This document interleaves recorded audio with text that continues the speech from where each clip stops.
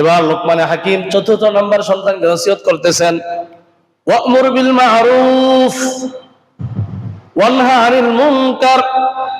হে প্রিয় ছেলে, হে প্রিয় বৎস, তুমি সৎ কাজের আদেশ করো এবং অসৎ কাজ থেকে মানুষকে নিষেধ করো। 4 নাম্বার 5 নাম্বার নসিহত কি?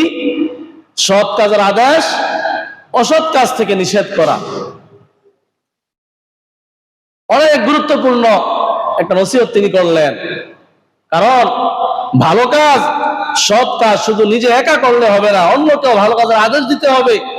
এবং খারাপ কাজ যখন কেউ তার সামনে হতে দেখবে, এই খারাপ কাজ থেকে প্রত্যেকের সাধ্য অনুযায়ী এটা বাধা দিতে হবে। আল্লাহর হাবিব সাল্লাল্লাহু আলাইহি সাল্লাম অন্যায় কাজ, খারাপ কাজের প্রতিবাদ আমরা কিভাবে করব, তিনি আমাদের একটা মাপকাঠি শিখিয়ে গেছেন। হাদিসের মধ্যে তিনি ইরশাদ করেন, ক্বালা রাসূলুল্লাহ সাল্লাল্লাহু আলাইহি ওয়াসাল্লাম, মান রাআ মিনকুম মুনকারান ফালইয়ুগাইয়িরহু বিয়াদিহি ফাইন লাম ইস্তাতি' ফাবিলিসানিহি ফাইন লাম ইস্তাতি' ফাবিকলবিহি ওয়া যালিকা আযআফুল ঈমান। আল্লাহর হাবিব বলেন, ও আমার উম্মতেরা, তোমাদের মধ্য থেকে কেউ যদি তার সামনে কোনো অন্যায় কাজ হতে দেখে, কোনো খারাপ কাজ হতে দেখে, ফালইয়ুগাইয়িরহু বিয়াদিহি, সে যেন ওই অন্যায় কাজের প্রতিবাদ করে, সে তার হাত দিয়ে অন্যায় কাজের বাধা দেয়। প্রথমে চেষ্টা করবে এই অন্যায়ের প্রতিবাদ করার জন্য, হাত দিয়ে এটাকে বাধা দেওয়ার জন্য।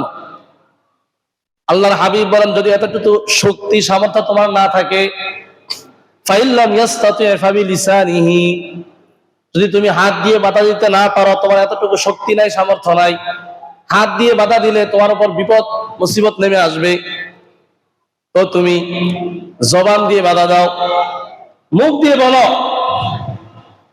যে ভাই এই কাজ থেকে বিরত হও, এটা অন্যায় কাজ, এটা খারাপ কাজ, এই কাজ করলে আল্লাহ নারাজ হবেন, আল্লাহর রাসূল নারাজ হবেন,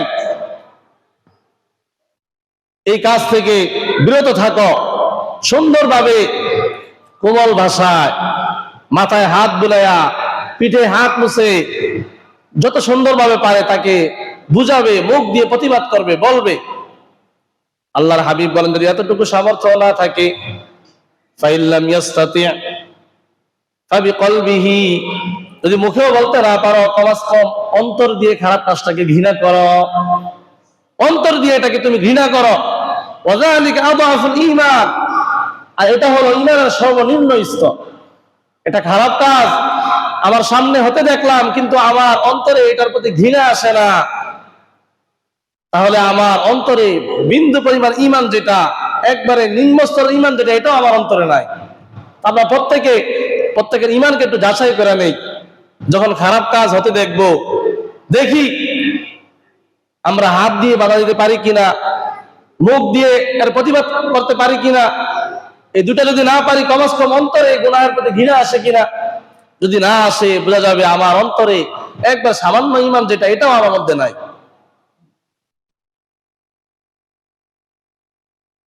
উলামায়ে কেরাম কেউ কেউ বলেন যে প্রথম হুকুম যেটা, হাত দিয়ে বাধা দেওয়া, এটা করবে যারা শাসক আছেন, যারা সমাজের নেতৃত্ব দেন, যারা সর্দার মাতবর যারা আছেন, তারা চাইলে একটা অন্যায় কাজ হাত দিয়ে বাধা দিতে পারে, কারণ তার ক্ষমতা আছে, শক্তি আছে। তো যারা সমাজের নেতৃত্ব দেয়, তাদের কাজ হলো কোন অন্যায় কাজকে হাত দিয়ে বাধা দেওয়া। যদি মুখে না শুনে, কথায় কাজ না হয়, প্রয়োজনে হাত দিয়ে বাধা দিবে। আর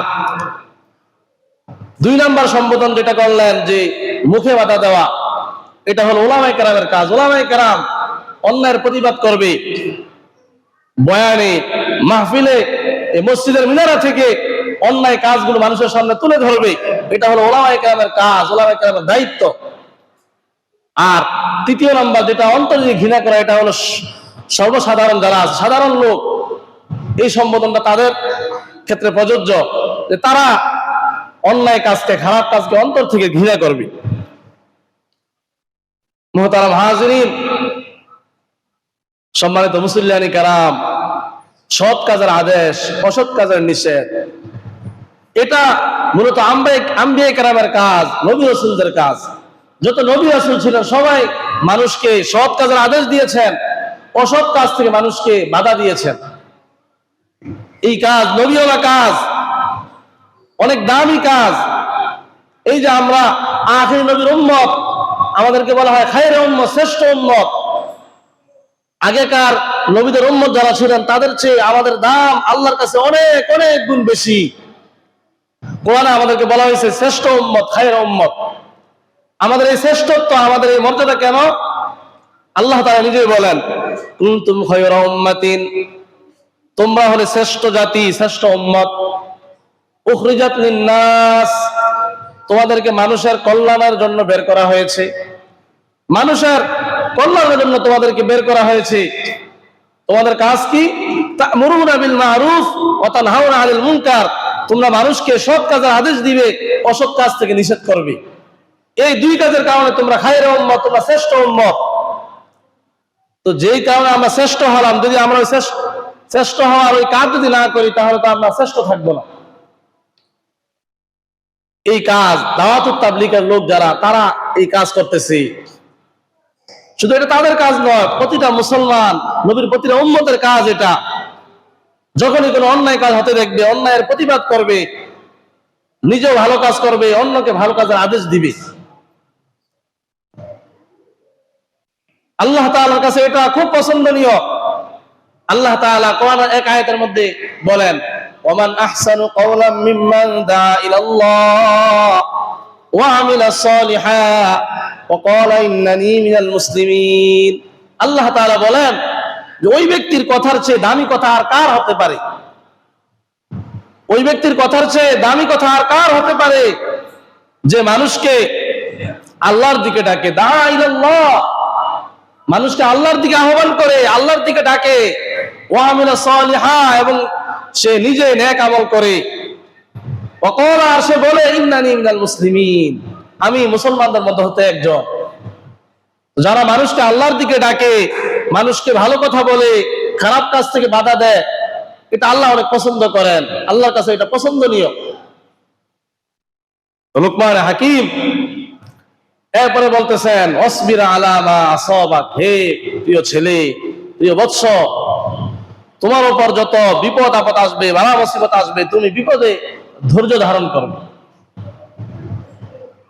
কারণ তুমি যখন মানুষকে ভালো কাজের আদেশ দিবে, খারাপ কাজ থেকে বাধা দিবে, দেখবে তোমার উপর অনেক বিপদ আপদ নেমে আসবে। যেমন নবীদের উপর নেমে এসেছিল। যত নবীরাই এই দাওয়াতের কাজ করেছেন, মানুষকে ভালো কথা বলছেন, তাদের উম্মতরা প্রত্যেক নবীকে কষ্ট দিয়েছে, নির্যাতন করেছে, জুলুম করেছে, দেশ ছাড়া করেছে। আমাদের নবীকে কত কষ্ট না তারা দিয়েছে। তায়েফের ময়দানে রক্তে রঞ্জিত করেছে, উহুদের ময়দানে নবীজির দান মুবারক শহীদ করেছে। মক্কার সেই কাফেররা, কুফফারে মক্কা, তারা আমাদের নবীকে তার প্রিয় জন্মভূমি মক্কা ছাড়তে বাধ্য করেছে। নবীজি তার প্রিয় জন্মভূমি, মাতৃভূমি ছেড়ে তিনি মক্কা থেকে মদিনায় হিজরত করতে হয়েছে। কি জন্য? এই সৎ কাজের আদেশ দেওয়ার জন্য, অসৎ কাজ থেকে নিষেধ করার কারণে। তো লুকমান হাকিম বলেন, তুমি যখন ভালো কাজ করবা, মানুষকে সৎ কাজের আদেশ দিবে, অসৎ কাজ থেকে নিষেধ করবে, অটোমেটিক তোমার উপরে বিপদ আপদ নেমে আসবে। আর তুমি এতে ঘাবড়াবে না, তুমি ধৈর্য ধারণ করবে। ইন্নাল্লাহা মা'আস সাবিরিন, নিশ্চয় আল্লাহ তাআলা ধৈর্যশীলদের সাথে আছেন। আল্লাহ তাআলা তার নবীকে বলে দেন, অবাশশিরিস সাবিরিন, আপনি সাবিরিন যারা ধৈর্যশীল, এদেরকে জান্নাতের সুসংবাদ দিন। তো তিনি তার সন্তানকে বলতেছেন, বিপদে ঘাবড়াবে না, ধৈর্য ধারণ করবে। ইন্না যালিকা মিন আজমিল উমুর, আর এটাই হলো সাহসিকতার কাজ। যে বিপদে ধৈর্য ধারণ করতে পারে, সে হলো প্রকৃত সাহসী। এটাই হলো প্রকৃত সাহসিকতার কাজ। এটা ছিল তার 4 নাম্বার, 5 নাম্বার, 6 নাম্বার নসিহত। সৎ কাজের আদেশ করা, অসৎ কাজ থেকে নিষেধ করা, এবং বিপদে ধৈর্য ধারণ করা। এই দুনিয়ার জীবনে, জীবন চলার পথে পদে পদে আমাদের উপর বিপদ আপদ আসবে। কারণ দুনিয়া এটা সুখের জায়গা না, সুখ দুঃখ মিলিয়ে হলো দুনিয়া। প্রকৃত সুখের জায়গাও দুনিয়া না, আবার প্রকৃত দুঃখের জায়গাও দুনিয়া না। প্রকৃত সুখের জায়গা হলো জান্নাত, আর প্রকৃত দুঃখের জায়গা হলো জাহান্নাম। তো সুখ দুঃখ দুটোটা মিলিয়ে হলো দুনিয়া। দুনিয়ার মধ্যে আল্লাহ তাআলা বান্দাকে বিভিন্ন বিপদ আপদ বালা মুসিবত দিয়ে পরীক্ষা করবেন। এই পরীক্ষায় যারা ধৈর্য ধরবে তারাই সফল, তারাই কামিয়াব। যারা বিপদে পড়ে উল্টা পাল্টা কথা বলে, আল্লাহর বিরুদ্ধে কথা বলে, অনেক মানুষ আছে আল্লাহর বিরুদ্ধে কথা বলে, কোন কথা যে তার ঈমান চলে যায় সে এটা টেরও পায় না। এবং যত বিপদ আসবে মেনে নিতে হবে, এটা আমার তাকদীরে আছে, এটা আমার কপালে লেখা আছে, এজন্য এই বিপদ এসেছে।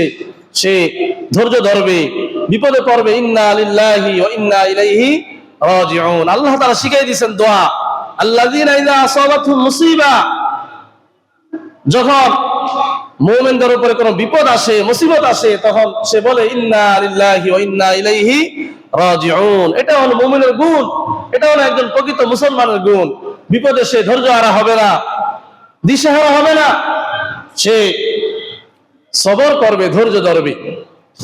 মুহতারাম হাজিরিন, লোকমান হাকিম এই গুরুত্বপূর্ণ নসিহতগুলো সন্তানকে করেছিলেন।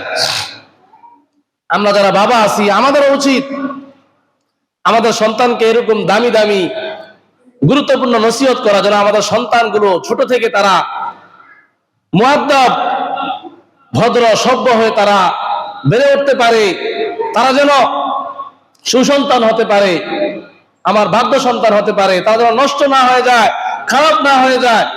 বাবা মা ছোটকাল থেকে সন্তানকে এইভাবে গড়ে তুলতে হবে, নসিহত করতে হবে, সন্তানকে আদব শিখাতে হবে। এরপর লোকমান হাকিম সপ্তম নসিহত করতেছেন সন্তানকে,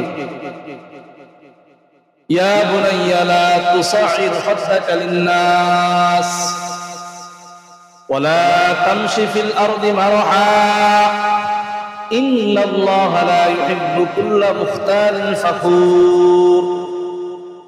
লোকমান হাকিম তার সন্তানকে সপ্তম নসিহত করতেছেন, হে আমার কলিজার টুকরা ছেলে, হে প্রিয় বৎস, লা তুসাইর খাদ্দাকা লিন-নাস, তুমি অহংকার বশত তোমার চেহারা মানুষের কাছ থেকে ফিরে নিও না। লা তুসাইর খাদ্দাকা লিন-নাস, তুমি অহংকার বশত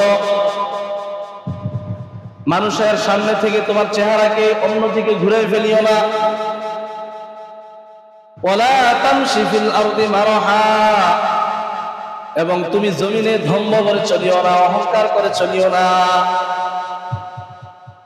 ইন্নাল্লাহা লা ইউহিব্বু কুল্লা মুখতালিন ফাখুর, কারণ অহংকারী দাম্ভিক যে হবে, আল্লাহ পাক রব্বুল আলামিন কোন অহংকারী দাম্ভিককে পছন্দ করেন না।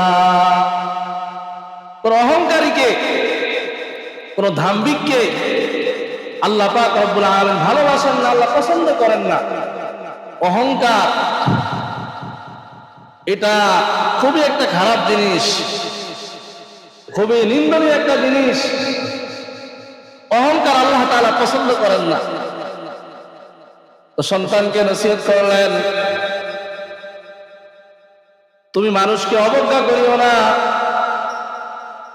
কাউকে দেখে তার কাছ থেকে তোমার চেহারা তুমি অন্যদিকে ফিরে ফেলিও না। আমাদের সমাজে কিছু মানুষ আছে, দেখবেন যে তাদের অর্থ সম্পদ বেশি, টাকা পয়সাওয়ালা, যখন সমাজের কোন নিম্ন শ্রেণীর মানুষ, কোন হত দরিদ্র মানুষ যখন তার সামনে আসে, সে তাকে দেখে নাক ছিটকায়, তার থেকে চেহারা ফিরায় নেয়। একজন দিন মজুর রিক্সা চালক দেখতে কত সুন্দর না, কালো বিশ্রী কোন লোক দেখলে অনেক মানুষ এমন আছে তার কাছ থেকে চেহারা ফিরাই ফেলে, তার সাথে কথা বলার সময় তার দিকে তাকায় অন্যদিকে ফিরে কথা বলে। এটাই তো অহংকার, নিজেকে বড় মনে করা, অন্যকে তুচ্ছ তাচ্ছিল্য করা, অন্যকে ছোট মনে করা। আল্লাহ পাক রব্বুল আলামিন এমন অহংকারী যারা হবে, রব্বুল আলামিন তাদেরকে কখনো পছন্দ করবেন না। অহংকার এটা হলো আল্লাহর গুণ। অহংকার করা এটা সবার জন্য সাজে না, অহংকার করতে পারে একমাত্র আল্লাহ। কারণ আমরা অহংকার করি কি নিয়ে? শক্তি নিয়ে অহংকার করি, সম্পদ নিয়ে অহংকার করি, পদমর্যাদা নিয়ে অহংকার করি। এগুলো তো কিছুই স্থায়ী না, সবে তো অস্থায়ী। স্থায়ী বলতে যা কিছু আছে সব কিছু আল্লাহর আছে। আমরা দুনিয়া যারা আছি আমাদের কোনো কিছু স্থায়ী না, সব অস্থায়ী। আমি নিজে তো আমার না, একদিন আমি শেষ হয়ে যাব, কিছুই থাকবে না। তো কি নিয়ে আমরা বড়াই করবো, অহংকার করবো? আমার কি কোনো কিছু আছে? আমার যখন দু চোখ বন্ধ হয়ে যাবে তখন কি আর কিছু আমার থাকবে? কিন্তু সারা দুনিয়ার মধ্যে যা কিছু আছে, আমরা যা কিছু দেখি বা না দেখি, আপনি আমি আমার বাপ দাদা পূর্বপুরুষ যারা ছিল সবাই আল্লাহ। সবাই কার? আল্লাহ। আল্লাহ আমাদের স্রষ্টা, কি আমাদের মালিক, আমাদের খালেক, আমাদের রিজিক দাতা, সব কিছু আল্লাহ, সব কিছু মালিক আল্লাহ। আল্লাহ অহংকার করতে পারে। অহংকার এটা আল্লাহকে সাজে, আমাদেরকে অহংকার করা সাজে না। এই জন্য তো আল্লাহ তাআলা হাদিসে কুদসিতে বলছেন, আল কিবরিয়াউ রিদাই, অহংকার এটা আমার চাদর। অহংকার কার চাদর? আল্লাহর চাদর। আল্লাহ বলতেছেন যে বান্দা তোমরা অহংকার করো, অহংকার তো এটা আমার চাদর। যে অহংকার করে সে যেন আমার চাদর নিয়ে টানাটানি করে, নাউজুবিল্লাহ। যে অহংকার করলো সে যেন আল্লাহ চাদর নিয়ে টানা হেঁচড়া করলো। আর যে আল্লাহ চাদর নিয়ে টানা হেঁচড়া করবে সে কি কখনো আল্লাহ প্রিয় হতে পারবে? সে আল্লাহ অপছন্দনীয়। আল্লাহ পাক তাকে ঘৃণা করেন, তাকে অপছন্দ করেন। এই জন্য আল্লাহ তাআলা জানাই দিলেন, ইন্নাল্লাহা লা ইউহিব্বু কুল্লা মুখতালিন ফাখুর। আল্লাহ কোন ধাম্বিক অহংকারীকে পছন্দ করেন না, ভালোবাসেন না। লুকমান হাকিম এখানে সন্তানকে গুরুত্বপূর্ণ আরো দুইটা নসিহত করলেন যে তুমি অহংকার বশত কারো থেকে তোমার চেহারা অন্যদিকে ঘুরিয়ে ফেলিও না। এটা খুবই নিন্দনীয় কাজ, মন্দ কাজ, এটা আল্লাহ পছন্দ করেন না। আমরা সবাই বনি আদম, আমাদের বাবা এক, আমাদের মা এক। আমাদের সকলের বাবা আদম আলাইহিস সালাম, আমাদের মা হাওয়া আলাইহিস সালাম। আমরা এক বাবা এক মায়ের সন্তান। আল্লাহর কাছে কে সম্পদশালী, কে লম্বা, কে খাটো, কে সুন্দর, কে কালো, এগুলো আল্লাহর কাছে কোনো দাম নাই। আল্লাহ এগুলো দেখেন না। আল্লাহ তাআলা দুনিয়াতে আমাদেরকে বিভিন্ন দলে বিভক্ত করেছেন, বিভিন্ন গোত্রে আল্লাহ বিভক্ত করেছেন। আমরা বিভিন্ন দেশের মানুষ, কেউ আরবি, কেউ অনারবি, কেউ বাংলাদেশি, কেউ পাকিস্তানি, কেউ ভারতী। এই যে দেশের ভিন্নতা, আমাদের ভাষার ভিন্নতা, এগুলো আল্লাহ তাআলা বিশেষ হিকমতে আল্লাহ তাআলা এগুলো দিয়েছেন। রব্বুল আলামিন সূরা হুজুরাতের মধ্যে ইরশাদ করেন, ইয়া আইয়ুহান নাস ইন্না খলাকনাকুম মিন যাকারিন ওয়া উনসা ওয়া জাআলনাকুম শুউবা। হে মানুষ সকল, আমি তোমাদেরকে একজন পুরুষ এবং একজন নারী থেকে সৃষ্টি করেছি। ইন্না খলাকনাকুম মিন যাকারিন ওয়া উনসা ওয়া জাআলনাকুম শুউবা ওয়া কবাইল, এবং তোমাদেরকে আমি বিভিন্ন দলে, বিভিন্ন গোত্রে আমি তোমাদেরকে ভাগ করেছি, বিভক্ত করেছি। কেন? আল্লাহ বলেন লিতাআরাফু, যাতে তোমরা একে অপরকে চিনতে পারো। এই যে আমরা বিভিন্ন গোত্রের, কেউ চৌধুরী বংশ, কেউ মজুমদার বংশ, কেউ খন্দকার বংশ, বিভিন্ন বংশ আছে আমাদের মাঝে। এগুলো কেন? এগুলো হচ্ছে আল্লাহ বলতেছেন তোমাদের চিনতে সহজ হয়, একে অপরকে সহজে চিনতে পারো। আল্লাহর কাছে এগুলোর কোনো মূল্য নাই, এগুলোর কোনো দাম নাই। আল্লাহর কাছে কিসের দাম? আল্লাহ তাআলার পরে জানাই দেন, ইন্না আকরামাকুম ইনদাল্লাহি আতকাকুম। তোমাদের মাঝে আল্লাহর কাছে সবচেয়ে প্রিয়, সবচেয়ে পছন্দনীয় হলো ওই ব্যক্তি যে সবচেয়ে বেশি খোদাভীরু, যার মধ্যে সবচেয়ে বেশি আল্লাহর ভয় আছে, যার মধ্যে বেশি তাকওয়া আছে, খোদাভীতি আছে। সে আল্লাহর কাছে প্রিয়, সে আল্লাহর মাহবুব, আল্লাহর প্রিয় বান্দা। তাহলে টাকা পয়সা নিয়ে, ধন সম্পদ নিয়ে, নিজের শক্তি নিয়ে, বল নিয়ে, সন্তান নিয়ে, এরকম ক্ষমতা নিয়ে বড়াই করা যাবে না। এগুলো অল্প কিছু দিনের। নদীর পাড়ের যখন কোনো স্থায়িত্ব নাই, নদীর পার জোয়ার আসলে পার ভেঙে এক জায়গা থেকে আরেক জায়গায় কোথায় নিয়ে যাবে কেউ বলতে পারে না। এরকম আমাদের হায়াত, আমাদের ক্ষমতা, আমাদের ধন সম্পদ, এগুলোর কোনো গ্যারান্টি নাই, কোনো স্থায়িত্ব নাই। সকালবেলার ধনী আবার সন্ধ্যাবেলায় ফকির, সন্ধ্যাবেলার ধনী সকালবেলায় ফকির। নদীর পার ভাঙ্গে পার করে, এই তো নদীর খেলা।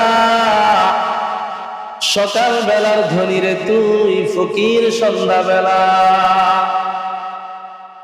নদীর এপার ভেঙে যেমন ওপার ঘরে, এরকম আপনি আমি হয়তো সকাল বেলার ধনী আবার সন্ধ্যাবেলায় ফকির হয়ে যাব, সন্ধ্যাবেলায় ফকির, সকালবেলা আবার ধনী হয়ে যাব। এটা আল্লাহর লীলা খেলা।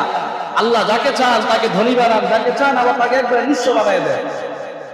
আমি টাকা পয়সা নিয়ে বড়াই করি, আমি বিশাল বড় ব্যবসায়ী, ব্যবসা বাণিজ্য আছে, টাকা পয়সা আছে, আল্লাহ তাআলা আমার ব্যবসায়িক প্রতিষ্ঠানে এমন আগুন ধরাই দিবেন, এক আগুনে আমার সব কিছু ছাই হয়ে যাবে। আমি রাত্রে ঘুমাবো কোটিপতি হয়ে, সকালবেলা ঘুম থেকে উঠবো একদম মিসকিন হয়ে, নিঃস্ব হয়ে, আমার কিছুই থাকবে না। এরকম ভাবে আমরা ক্ষমতা নিয়ে বড়াই করি, ক্ষমতা নিয়ে গর্ব করি, অহংকার করি। এই দেখেন না, যতদিন ক্ষমতা আছে ততদিন সম্মান আছে, যখন ক্ষমতা শেষ তখন দেশ থেকে পালাতে বাধ্য হয়। এটা তো আসল সম্মান না। এই ক্ষমতা এটা আল্লাহ তাআলা দেন, আবার আল্লাহ তাআলা ছিনিয়ে নিয়ে যান। এগুলো নিয়ে কখনো অহংকার করা যাবে না, বড়াই করা যাবে না। নিজের শক্তি নিয়ে আমার সন্তান বেশি, এজন্য আমি কাউকে কথা বলতে কোনো চিন্তা ফিকির করি না। মনে করি আমার তো ছেলে আছে 6 জন 7 জন ছেলে, আমার 10 জন ছেলে, আমার ভাই বেড়াদের বেশি, আমার জনবল আছে। এজন্য আমি কাউকে কোনো চিন্তা ভাবনা করে কথা বলি না। যেভাবে মন চাই এভাবে অন্যের প্রতি জুলুম করি, এটাই শেষ না। আমার এই দুনিয়া একদিন শেষ হয়ে যাবে, আল্লাহর সামনে আমাকে দাঁড়াতে হবে। আমার প্রত্যেকটা কাজের পাই পাই আল্লাহর কাছে হিসাব দিতে হবে। মুহতারাম হাজিরিন, সম্মানিত মুসল্লিয়ানি কেরাম, তো লোকমান হাকিম সন্তানকে নসিহত করলেন যে বাবা, তখন অহংকার করবে না, অহংকারী হবে না, বিনয়ের জিন্দেগি অবলম্বন করবে, বিনয়ের সাথে চলবে। আল্লাহ তাআলা সূরা ফুরকানের মধ্যে রহমানের বান্দা কারা তাদের পরিচয় দিয়েছেন, যে রহমানের বান্দা কারা। ওয়াইবাদুর রহমানিল্লাযীনা ইয়ামশুনা আলাল আরদি হাওনা। আল্লাহ বলেন রহমান, আল্লাহর বান্দা তো হলো তারা, আল্লাযীনা ইয়ামশুনা আলাল আরদি হাওনা, যারা জমিনে নম্রভাবে বিনয়ের সাথে যারা চলে, যারা বিনয়ী হয়, নম্র হয়, তারাই হলো রহমানের বান্দা, তারাই হলো রহমানের গোলাম। যারা অহংকারী হবে, যারা এই জমিনে ধম্ম করে চলবে, তারা কখনো আল্লাহর বান্দা হতে পারবে না। এই জন্য লোকমান হাকিম সন্তানকে বলতেছেন, ওয়ালা তামশি ফিল আরদি মারহা, হে আমার কলিজার টুকরা ছেলে, তুমি দুনিয়ায় ধম্ম করে চলবে না। আল্লাহ তাআলা কোরআনে আরেক জায়গায় আমাদেরকে বলতেছেন, ওয়ালা তামশি ফিল আরদি মারহা, হে বান্দা, তুমি জমিনে ধম্ম করে চলিও না। তুমি যেভাবে চলতেছ, তুমি তো আর জমিনকে ফাটাই ফেলতে পারবে না। ইন্নাকা লান তাখরিকাল আরদ, তুমি তো জমিনকে ফাটাই ফেলতে পারবে না। কেন এত অহংকার করো? আর ওয়ালান তাবলুগাল জিবালা তুলা, তুমি তো উচ্চতায় পাহাড় সমান কখনো হইতে পারবে না। এত অহংকার কিসের তোমার? ওয়ালান তাবলুগাল জিবালা তুলা। আল্লাহ পাক রব্বুল আলামিন তো সুন্দর করে আমাদেরকে বুঝাইলেন যে বান্দা অহংকার করো না। এই অহংকার মানুষের পতনের মূল। অহংকার করে শয়তান হয়েছে। শয়তানের আগের নাম ছিল আযাজিল, সে ছিল মুআল্লিমুল মালায়েকা, ফেরেশতাদের উস্তাদ। আসমানের এমন কোন জায়গা নাই, জমিনের এমন কোন জায়গা নাই যেখানে শয়তান সেজদা করে নাই। এত ইবাদত বন্দেগী শয়তান করেছে। এই শয়তান কিভাবে শয়তান হইল? অহংকার করেছে সে। আল্লাহ তাআলা যখন বাবা আদমকে বানাইলেন, আল্লাহ বললেন, ও ফেরেশতারা তোমরা সবাই আমার আদমকে সেজদা করো। সব ফেরেশতারা বিনা বাক্যে আল্লাহর হুকুম পালন করলো, তারা আদমকে সেজদা করলো। কিন্তু শয়তান সে আল্লাহর সামনে যুক্তি খাটালো, যুক্তি পেশ করলো। শয়তান আল্লাহকে বলতেছে, আল্লাহ আমি কোন আদমকে সেজদা করবো? আমি তো আদম থেকে শ্রেষ্ঠ। কেমনে শ্রেষ্ঠ? সে যুক্তি দিচ্ছে যে খলাকতানি মিন নার ওয়া খলাকতাহু মিন তিন। আল্লাহ আপনি তো আমাকে বানাইছেন আগুন দিয়া, আর আদমকে বানাইছেন মাটি দিয়া। এখন আগুন দামি না মাটি দামি? আগুনের কাজ তো হলো আগুন উপরে থাকে, দেখবেন আগুন জ্বালাইলে আগুন উপরের দিকে ওঠে। কোন দিকে ওঠে? উপরের দিকে। আর মাটি তো নিচের দিকে থাকে। তো আমি না উচ্চ, আমি না সেরা, আদম না আমাকে সেজদা করবো? আমি কেন আদমকে সেজদা করবো? আল্লাহ তখন নারাজ হয়ে গেলেন, অসন্তুষ্ট হয়ে গেলেন। আল্লাহ তাআলা শয়তান বানাই দিলেন। আল্লাহ বলেন, ফাখরুজ মিনহা ইন্নাকা রাজিম। শয়তান তুই বের হ জান্নাত থেকে। আল্লাহ তাআলা শয়তানকে জান্নাত থেকে বের করে দিলেন। শয়তানকে চিরকালের জন্য আল্লাহ অভিশপ্ত বানাই দিলেন। এই শয়তান সে আল্লাহর রহমত থেকে সে বঞ্চিত হয়েছে এই অহংকারের কারণে। অহংকার এটা হলো এক আত্মার ব্যাধি, আত্মিক রোগ। অহংকার মানুষের ঈমান আমল বরবাদ করে দেয়। যেভাবে জ্বর, ক্যান্সার, ঠান্ডা, কাশি, কত রকমের শারীরিক রোগ আছে আমাদের। আমরা অসুস্থ হয়ে গেলে কোনো কিছু আমাদের ভালো লাগে না, আমরা ডাক্তারের শরণাপন্ন হই, চিকিৎসকের শরণাপন্ন হই, আমরা চিকিৎসা করাই। এরকম ভাবে আমাদের আত্মারও কিছু রোগ আছে, ব্যাধি আছে।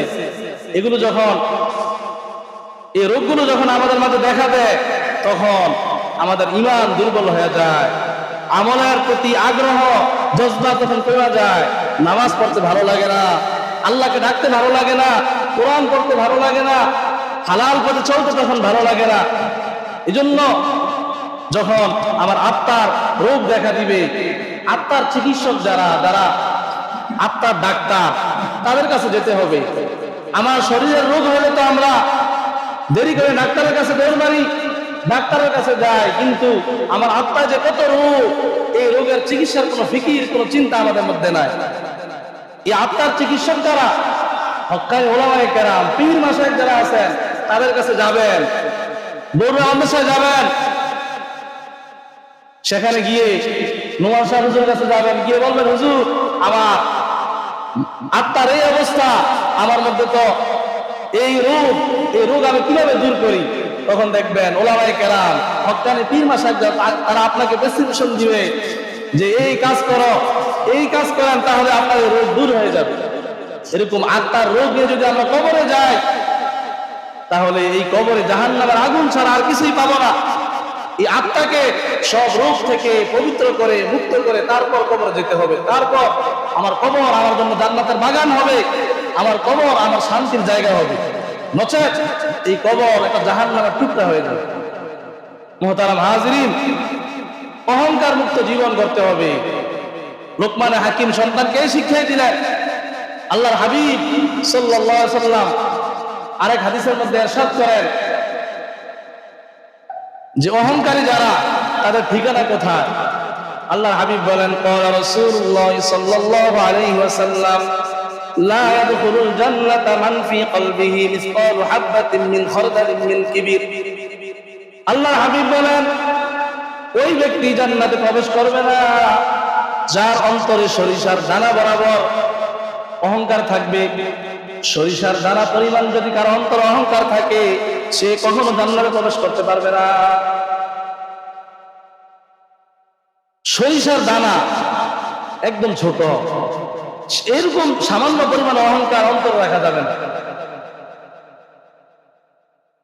তাই আমাদেরকে প্রতিজ্ঞা করতে হবে যে ইনশাআল্লাহ আমি অহংকার মুক্ত জীবন করব। কখনো আমি টাকা পয়সা নিয়ে, অর্থ সম্পদ নিয়ে, ক্ষমতা নিয়ে আমি কখনো অহংকার করব না, বড়াই করব না। এগুলো সব ক্ষণস্থায়ী, অস্থায়ী, একদিন শেষ হয়ে যাবে। এবার লোকমান হাকিম সন্তানকে সর্বশেষ নসিহত করতেছেন, ওয়াকসিদ ফি মাশিক ওয়াগদুদ মিন সাওতিক ইন্না আনকারাল আসওয়াতি লাসাউতুল হামিদ। হে প্রিয় বৎস, তুমি দুনিয়াতে চলার পথে মধ্যম পন্থা অবলম্বন করো। ওয়াকসিদ ফি মাশিক, তুমি চলার পথে এত জলদিও চলবে না, এত তাড়াহুড়া করে চলবে না, একবারে আস্তেও চলবে না, মধ্যম পন্থা অবলম্বন করবে। রাস্তাঘাটে যখন চলবে বিনয়ের সাথে চলবে, মধ্যম পন্থায়, একবারে এত আস্তেও চলবে না যে মানুষ তোমাকে দুর্বল মনে করে, আবার এত অহংকার করে বুক ফুলাইয়া হাঁটার কোনো প্রয়োজন নাই। মধ্যম পন্থা অবলম্বন করে তুমি চলো। আমরা দেখা যায় যে অনেক সময় আমরা মসজিদে আসি, যখন জামাত দাঁড়ায় একটা ভুল আমরা করি, ইমামকে আমরা নামাজে পাওয়ার জন্য যখন দেখি যে ইমাম সাহেব নামাজ শুরু করে দিয়েছেন, আমরা তাড়াহুড়া করে দৌড়াদৌড়ি করে এসে ইমামকে রুকুতে ধরার চেষ্টা করি। এটা করা নিষেধ, এরকম করা যাবে না। আল্লাহর হাবিব বলেন, আলাইকুম বিসাকিনাতি ওয়াকার, যে তোমরা যখন মসজিদে আসো ধীরস্থিরভাবে শান্তভাবে আসো। আসার পর তোমরা ইমামকে যেখানে পাও, ইমামের সাথে যত রাকাত পাও অত রাকাত করো, আর যা কিছু ছুটে যায় তোমরা এগুলো আদায় করে নাও। এই জন্য মসজিদে যখন আসবো আমরা দৌড়াদৌড়ি করবো না, যে ইমামকে রুকুতে ধরার জন্য আমরা এত তাড়াহুড়া করি, যেভাবে দৌড় মারি আমরা, অনেক সময় যদি পিস্তা খেয়ে পড়ে যায় মাথা আমার ফেটে যাবে। এজন্য আস্তে ধীরে আসবো। এক একা ছুটে গেলে কি হয়েছে, আমি যে জায়গা ছুটে গেল এটা পরে পড়ে নেবো, সালাম ফেরানোর পর সুন্দরভাবে আমি ধীরস্থিরভাবে আদায় করবো। তাড়াহুড়া করলে আমার নামাজ সুন্দর হবে না, খুশি খুশি নষ্ট হয়ে যাবে, এটা নিষেধ। এই ক্ষেত্রে আমরা মধ্যম পন্থা অবলম্বন করব। আর সর্বশেষ নসিহত, 10 নম্বর নসিহত, ওয়াগদুদ মিন সাওতিক, তুমি তোমার গলার আওয়াজকে তুমি নিচু রাখো, উচ্চ আওয়াজে কথা বলিও না। কারণ উচ্চ আওয়াজে কথা বললেই মানুষ কিছু হয়ে যায় না, বীর হয়ে যায় না।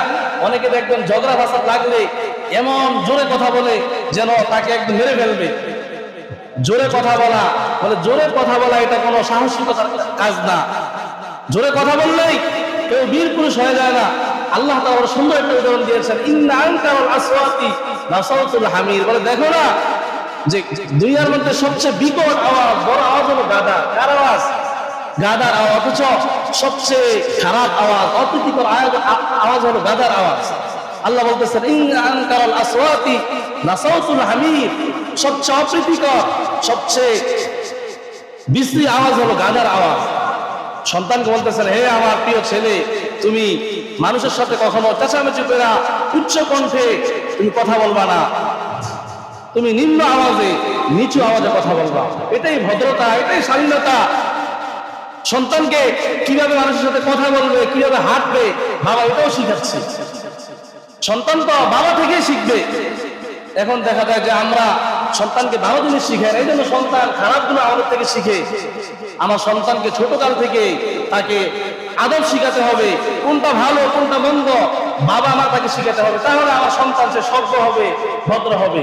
নচেত দেখবেন আমার সামনে আমার সন্তান সে বেয়াদব হয়ে গড়ে ওঠে।